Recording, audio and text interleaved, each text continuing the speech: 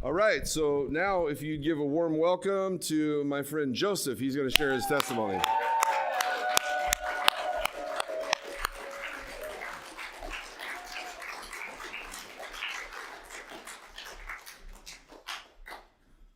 right, it's all you.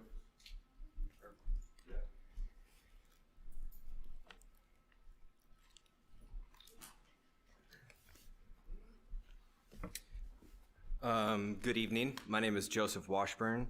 I am a follower of the monarch of the universe,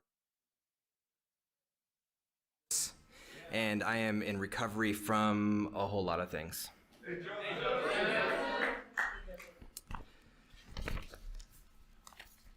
Got a little story that I might share with you guys tonight, because I didn't prepare like I probably should have.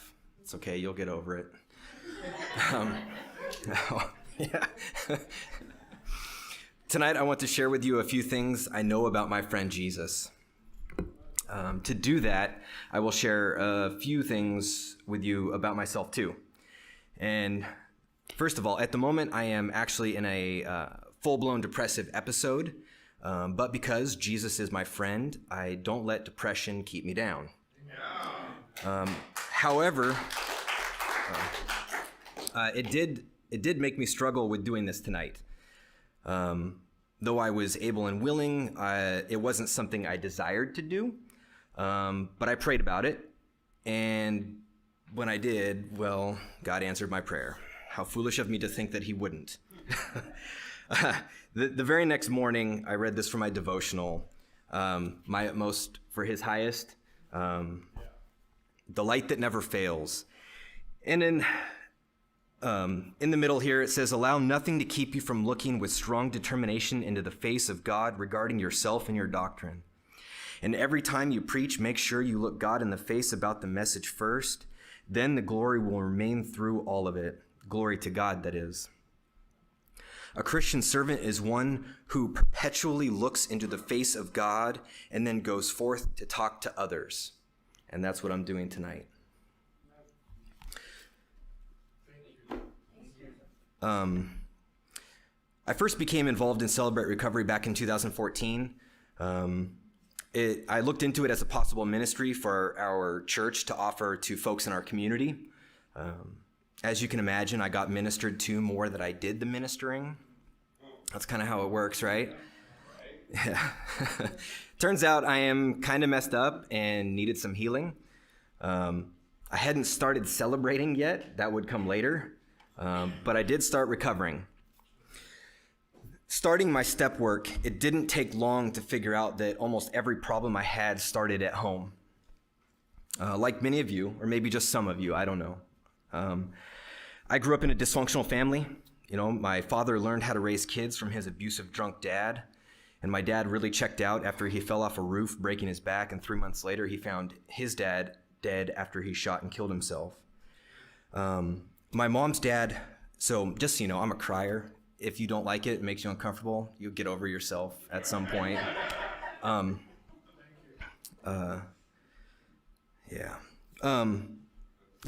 mom's dad ran over and killed one of his sons. Her family never talked about it much, or anything else for that matter. My mom...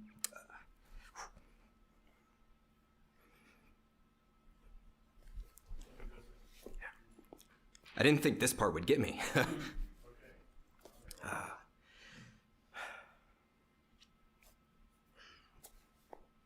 My mom worked all the time because my dad couldn't or wouldn't. My dad always found somewhere else to be, though. Things were a bit different in the 80s, and we grew up raising ourselves for the most part. The oldest of 3 boys, I grew up faster than I should have. Keep in mind, this isn't a competition. I am aware that some of you may have had it much worse than I did. The point isn't how bad you had it or have it. The point is how good our friend Jesus is. I was exposed to pornography at about 5 or 6. I experienced sexual abuse or molestation for a few years, which ended when I was 10. Towards the end of that time, I even became a perpetrator myself. But before you judge me, remember that hurt people, and I take full responsibility for my actions and submit to God's righteous judgment, not yours. As these things go, I got into drugs at an early age. I was violent towards others and towards myself. I manipulated and used women. I cheated folks and stole from them. And after my parents' divorce, I sold pot with my dad for a time. And I don't mean like an eighth or an ounce. I mean like pound quantity. I wasn't the worst person I knew, but pretty close. I joined the Army to try and to turn my life around. Eventually I did, but I nearly killed myself in the process. I was stationed in Germany where I could legally drink at 19, and I had a lot of issues with alcohol. I was a blackout drunk since I was 16, and at 21 I was beaten by the Polizei and taken to a hospital to have my stomach pumped. It turns out I had a pretty bad case of alcohol poisoning. And another time I vomited after passing out alone and miraculously ended up on my side and didn't choke. Even though I was in the Army, it was more likely that I was going to kill myself than get killed on a deployment. After my first deployment to Iraq in 2004, I got my poop in a group. My deployments gave me some forced sobriety I desperately needed. After spending a few years as a private, that's like the lowest rank you can have. They take your rank when you get in trouble. They did that a few times for me. I too quickly advanced in rank and duty position. In a year and a half, I went from only being in charge of myself to being responsible for an entire platoon, almost 40 soldiers, most of whom were pretty much still kids. I even got married.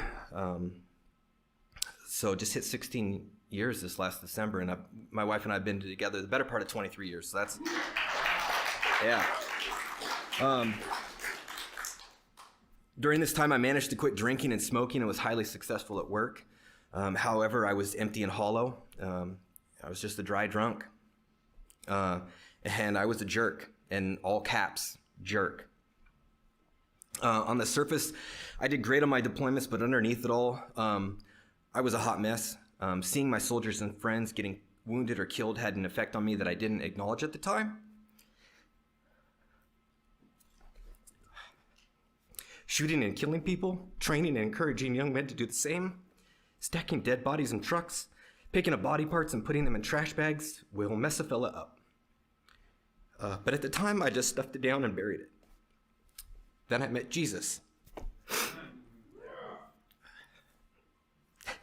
You might be thinking, is he ever going to stop talking about negative stuff? We just got to that point, and you're welcome.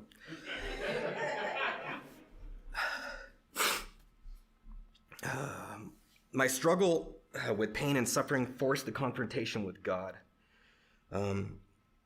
which was a good thing. Sadly, though, I immediately slipped into what is called legalism. Legalism is churchese for a rude, judgmental person who calls themselves a Christian.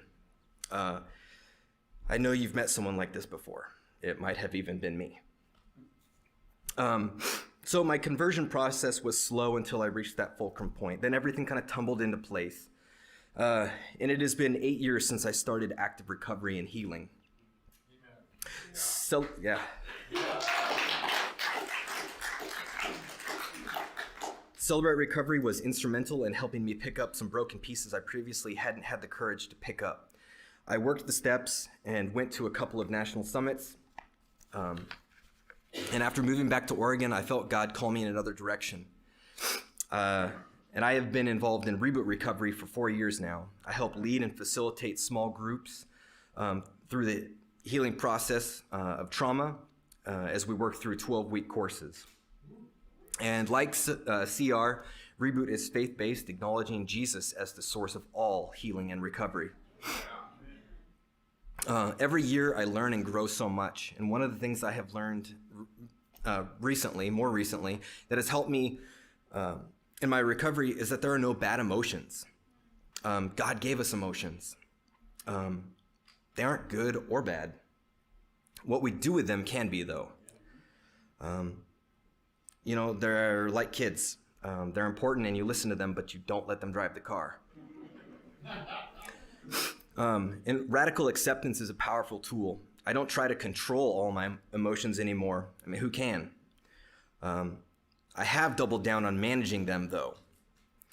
I don't stuff them anymore. Now, if they aren't helpful, I put them on a shelf, and I give myself permission to revisit and process them later. I want to share with you a couple of pivotal waypoints on my journey. And in 2016, I embraced God's grace and mercy. I stood on a wooded path crying to God, literally crying. I am a crier, you may have noticed. I asked God how he could love me after what I had done to other people.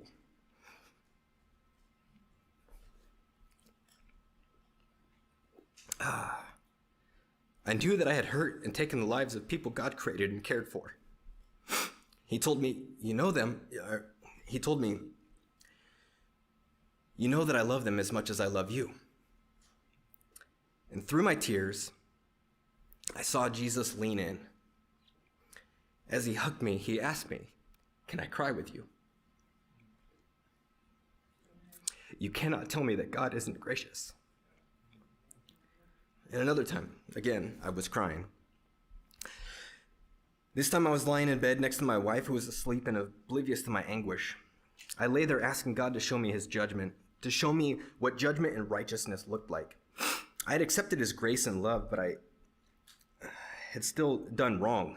I knew there was a price to pay for my actions. I wanted some deep theological explanation. I didn't get it. What I got was infinitely better, though. Looking up through my tears, I saw Jesus' face in outstretched arms. His nail-pierced arms were reaching towards me. His hands had blood on them. I knew in that instant that the blood was mine, his, and that of the people that I had killed. Jesus didn't tell me a theological truth about his judgment. Jesus showed me that he had paid the price for me. You cannot tell me that God isn't just and right. Like the song that you sang earlier, the precious blood of Christ speaks a better word, right? Truly, it is making all things right.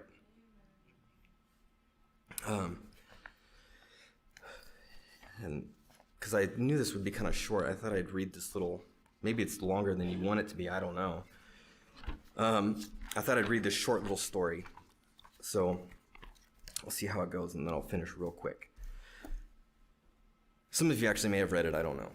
Special Forces Assessment and Selection, SFAS, culminates in a trek, or at least it used to.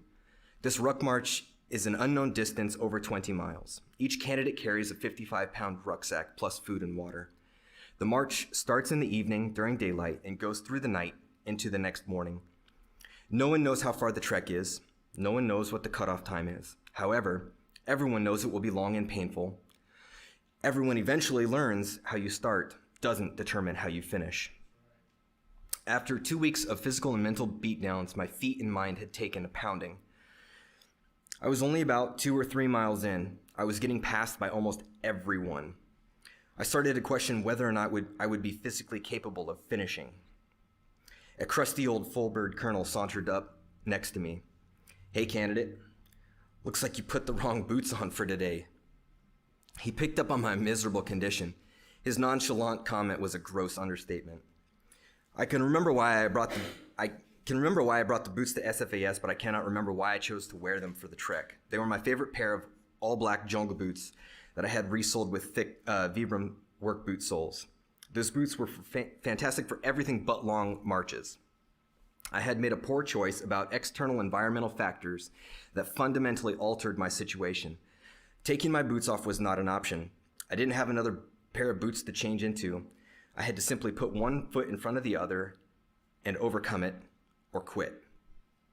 Quitting was not a viable option, never was, at least not as far as I was concerned. I was going to leave it all on the table. If my best wasn't good enough, then so be it. Still, they were going to get my best. If I didn't finish, the cadre were going to have to make me stop. My feet have never hurt so much before or since. Once I decided I would not quit, no matter what, I tried an experiment. I needed a break. I told myself that if I jogged to the next waypoint, I could sit down for a few minutes and rest my feet.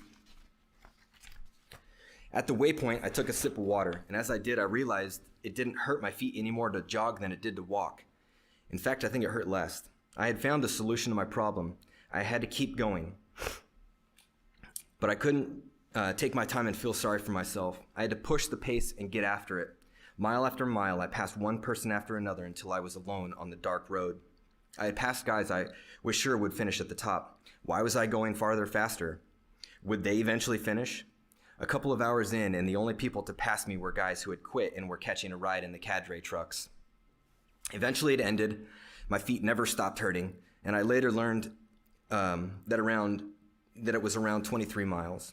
I had finished in about 6.5 hours, not bad for a guy 5 feet 8 inches tall, carrying a third of his body weight on his back. And once done, everyone was put on a soft shoe profile, and the profile meant that we would wear our running shoes instead of boots. This news made me ecstatic. My feet were so swollen I couldn't get my boots back on anyway. I had not only finished, but I had finished in the top 10% of my SFAS cohort. Completing the trek did not guarantee selection status. Not finishing didn't mean automatic non-selection status either. Nobody likes a quitter, though. And I started the trek in pain and feeling sorry for myself. I finished strong, surpassing many others along the way. And what was the difference? Mindset. Sitting on my couch in Tennessee, I reflected on this memory. Once again, I found myself alone on a dark road. Again, I was beaten down and worn out. I did not want to keep going. Reasoning with myself, I worked out a course of action. It had worked in the past. It might still work. I decided to put one foot in front of the other and make it through the day. The next day, I would make the same commitment, and the day after that, and the day after that. Quitting was not a viable option and never was. My dad found my grandfather after he committed suicide, and none of us were the same afterward. My wife found her brother after he shot himself too. And cleaning his blood up out of my shed, I knew that none of us would be the same either.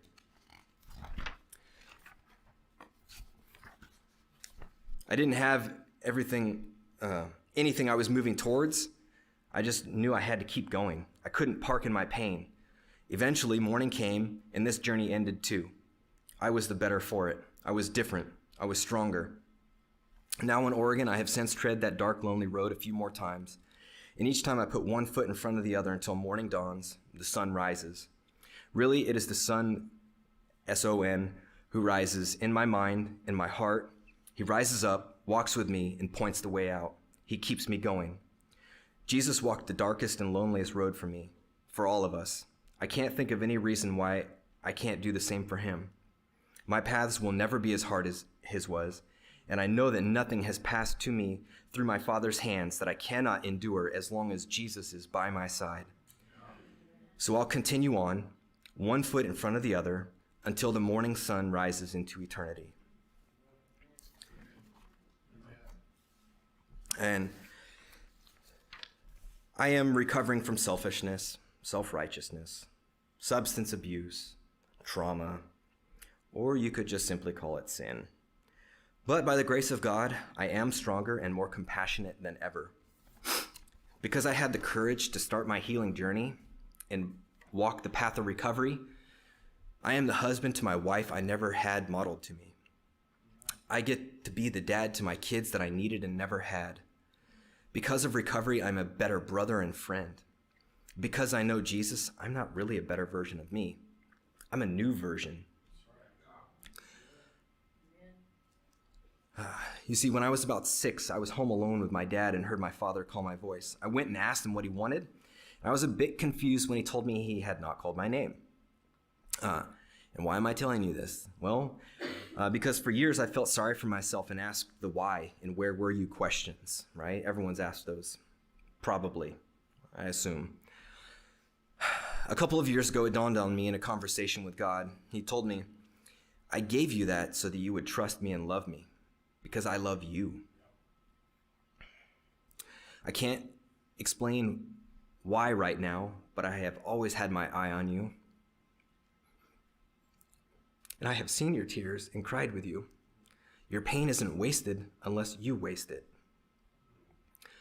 And that is why I'm here tonight. I don't want to waste anything. I have seen Jesus' face and I cannot help but tell you about it. And it is my deepest desire that as you look at me, you see Jesus' face too. And thank you for your time and attention tonight.